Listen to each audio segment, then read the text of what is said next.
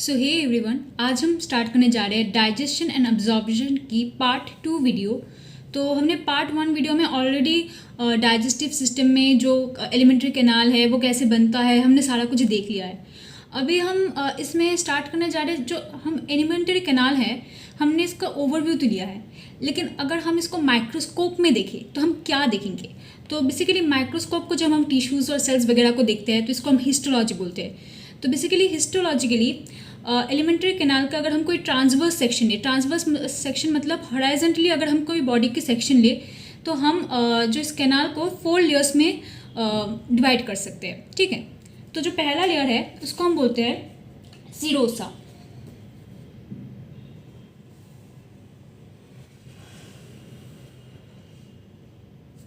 तो ये है हमारा सीरोसा।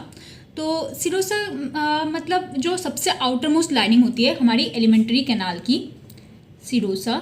और वो बेसिकली मेसोथीलियम से बना होता है। मेसोथीलियम मतलब epithelium of the visceral organs. Visceral organ मतलब क्या होता है, जो इंटरनल जो लार्ज होलो ऑर्गन्स होते हैं हमारे बॉडी में, जैसे कि लीवर, स्टमक, स्प्लेन, पेनक्रियास, ये सारे लार्ज इंटरनल ऑर्गन्स है। ठीक है, तो उनके जो एपिथेलियम को हम वो होते हैं विसरा, तो इनके एपिथेलियम को हम बोलते हैं मेसोथीलियम। इससे बना होता है हमारा सीरोसा और सम कनेक्टिव टिश्यूज़ भी रहते हैं। तो सीरोसा के बाद हमारा नेक्स्ट लेयर होता है मस्क्यूलरिस लेयर, जो फिर 2 टाइप्स में होते हैं। आउटर होता है लॉन्गिट्यूडिनल और इनर होता है सर्कुलर।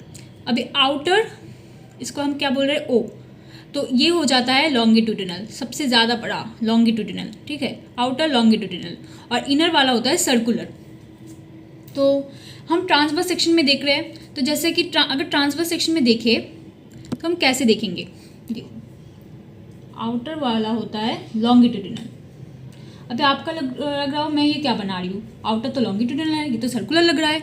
ऐसा नहीं है, एक्चुअली आउटर लॉन्गिट्यूडिनल हम ट्रांसवर्स सेक्शन ले रहे हैं। सपोज ये एक क्या बोलते हैं लॉन्गिट्यूडिनल मसल है, तो जब हम इसका ट्रांसवर्स सेक्शन लेंगे तो क्या होगा, हमें ये वाला अपीयरेंस आएगा सर्कुलर। ठीक है ना, तो हमें सर्कुलर अपीयरेंस आएगा ट्रांसवर्स सेक्शन में। तो इसलिए होता है आउटर लॉन्गिट्यूडिनल, हमने ट्रांसवर्स सेक्शन लिया है इसलिए हमको सर्कुलर अपीयरेंस आ रहा है, वरना ये क्या है, ये लॉन्गिट्यूडिनल है।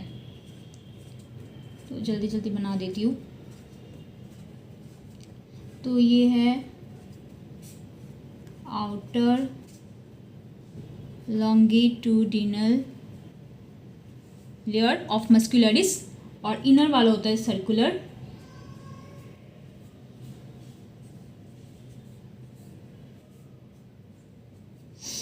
इनर सर्कुलर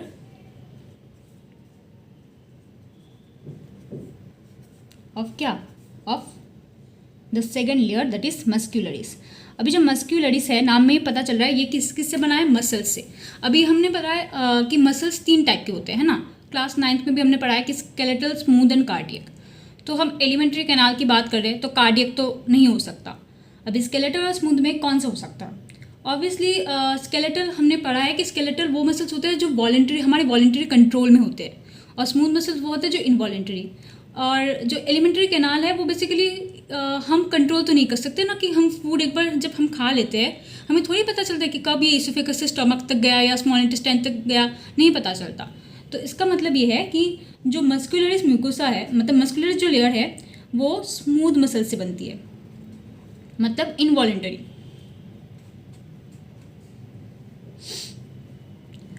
अभी ये तो हमारा पहला लेयर हो गया सीरोसा, फिर हो गया मस्क्यूलरिस जो आउटर लॉन्गिट्यूडिनल इनर सर्कुलर से बना है। अभी जो तीसरा लेयर है वो होता है हमारा सबम्यूकोसा। ठीक है, तो तीसरा लेयर हमारा होगा सबम्यूकोसा। अभी आप सोच रहे होंगे मैं ये रेड से क्यों बना रही हूँ।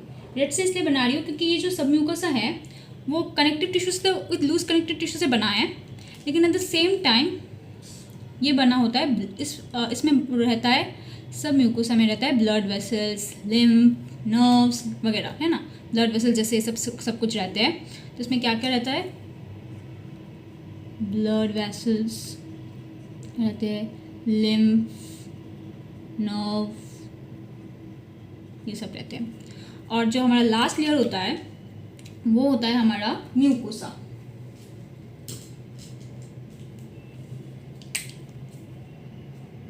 म्यूकोसा लास्ट लेयर, जो ना कि हमारा जो ल्यूमन है इसको लाइन करता है। ये रहा हमारा म्यूकोसा और ये अंदर ये क्या है, ये है ल्यूमन।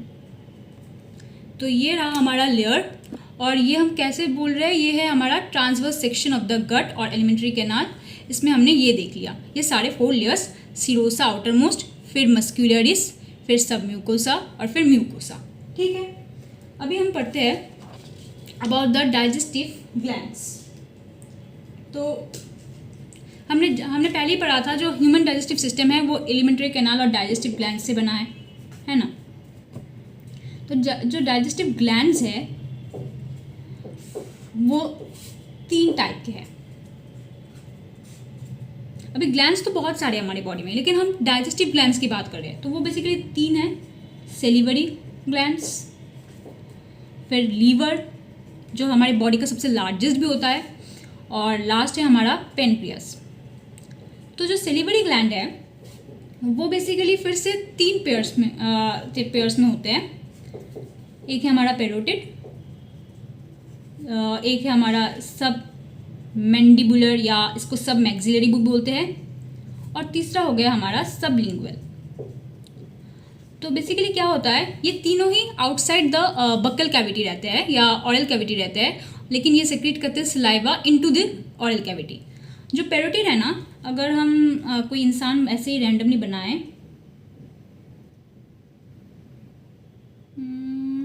सपोज ऐसे बना लिया, ये सपोज तुम्हारा लोअर जॉ वगैरह ऐसा है, यहाँ पे सपोज तुम्हारी ईयर है, तो जो पेरोटिड है वो हमारी चिक्स में just in front of the year रहती है, ऐसे कुछ।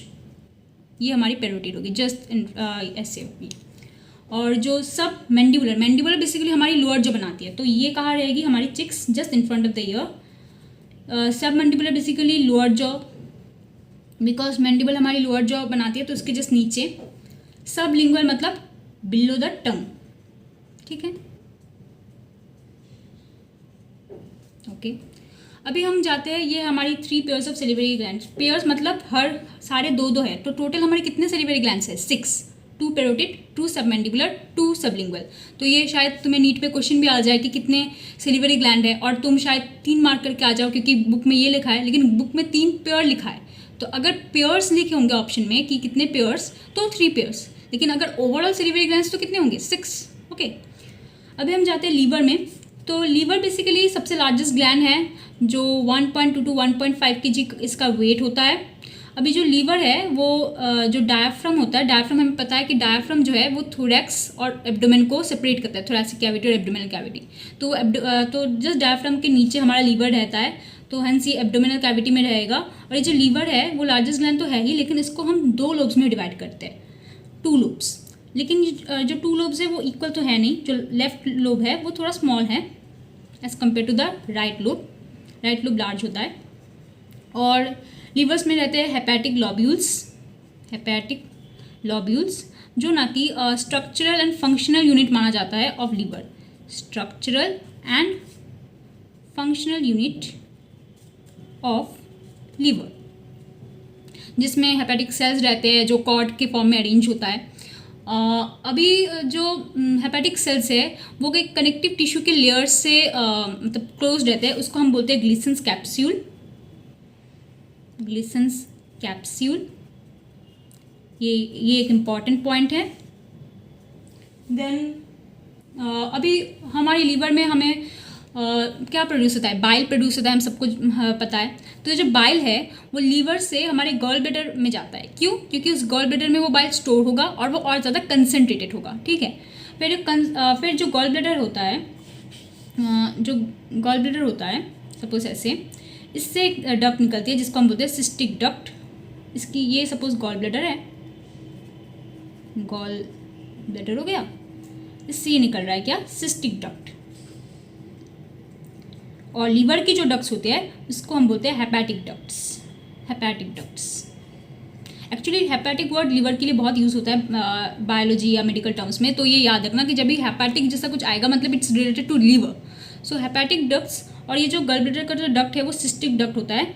ये दोनों मिला के एक डक्ट फॉर्म करता है जिसको हम बोलते हैं common bile duct, short form में CBD। ठीक है। ये कॉमन बाइल डक्ट, यहाँ पे क्या होता है कि लीवर के जस्ट नीचे क्या होता है, सी शेप ड्यूओडेनम ऑलमोस्ट, ठीक है, सी शेप का ड्यूओडेनम। और जो ये सी शेप का ड्यूओडेनम है, इसके जो ये सी शेप का ड्यूओडेनम है, इसके लिम्स के अंदर ये यहाँ पे रहता है पेनक्रियास, एक बहुत इंपॉर्टेंट ऑर्गन। इसको हम कंपाउंड ऑर्गन भी बोलते हैं, compound in the sense because ये एक्सोक्राइन भी है और एंडोक्राइन भी है। Pancreas is exocrine and as well as endocrine. Exocrine और एंडोक्राइन मतलब डक्टलेस ग्लैंड्स की उसकी जो भी सिक्रीशंस लाइक हार्मोन्स वो डायरेक्टली ब्लड में चले जाएंगे विदाउट एनी डक्ट। लेकिन एक्सोक्राइन जो होते हैं वो वाया डक्ट्स जाते हैं ब्लड में। तो यहाँ पे जो एक्सोक्राइन पोर्शन है वो मेनली कुछ एल्कलाइन पेनक्रियाटिक जूस सेक्रीट करते हैं, और जो एंडोक्राइन है वो definitely hormone like insulin and glucagon. Insulin और ग्लूकागॉन बहुत इंपॉर्टेंट होते हैं हमारे ब्लड ग्लूकोज लेवल को मेंटेन करने के लिए, और अगर कोई प्रॉब्लम हो तो डायबिटीज मेलाइटिस, पता ही है नाउ। अच्छा, तो यहाँ पे हम क्या देख रहे थे कि ये जो लिम्स है सी शेप ड्यूओडेनम, इसके अंदर तुम्हारा रहेगा पेनक्रियास। पेनक्रियास से निकलती है एक डक्ट जिसको हम बोलते हैं पेनक्रियाटिक डक्ट। एक्चुअली पेनक्रियास से दो निकलती है, लेकिन अभी के लिए ये याद देखो कि ये पेनक्रियाटिक डक्ट है, मेन पेनक्रियाटिक डक्ट। और ये जो पेनक्रियाटिक डक्ट है जब ये जुड़ता है किससे, कॉमन बाइल डक्ट से, तो ये है पेनक्रियाटिक डक्ट और ये है कॉमन बाइल डक्ट। जब भी ये दोनों जुड़ते हैं यहाँ पे खुलने के लिए स्मॉल इंटेस्टाइन ड्यूओडेनम में, तो इसको हम बोलते हैं common hepato pancreatic duct. Because overall तो कॉमन बाइल डक्ट लीवर से ही निकल रहा है ना, और ये पेनक्रियास से तो कॉमन हेपेटो पेनक्रियाटिक डक्ट। और ये गार्डेड होता है एक स्फिंक्टर से, यहाँ पे एक स्फिंक्टर रहता है जिसको हम बोलते हैं sphincter of Oddi. Actually sphincter के काम ही होते हैं कुछ पैसेज को रेगुलेट करना, तो स्फिंक्टर ऑफ ओडाई यही करता है, पैसेज को क्या करता है, रेगुलेट। ठीक है, तो अभी हम नेक्स्ट वीडियो में देखेंगे कि डाइजेशन के प्रोसेसेस क्या होते हैं। तो आई होप आप लोगों को समझ आया होगा ये सारे डाइजेस्टिव ग्लैंड्स और कैसे कैसे क्या क्या हुआ। या हमारे एनसीईआरटी में भी ये डायग्राम है, देख लेना, इम्पॉर्टेंट है, और ये भी देख लेना। तो आई होप आपको वीडियो पसंद आई होगी। तो अगर वीडियो पसंद आए तो लाइक, शेयर और सब्सक्राइब ज़रूर कीजिएगा। और मैं नेक्स्ट पार्ट में आपको डिटेल्सली डाइजेशन क्या होता है, एब्जॉर्प्शन क्या होता है, एकदम मैकेनिज्म वाइज समझाऊंगी। सो बाय बाय।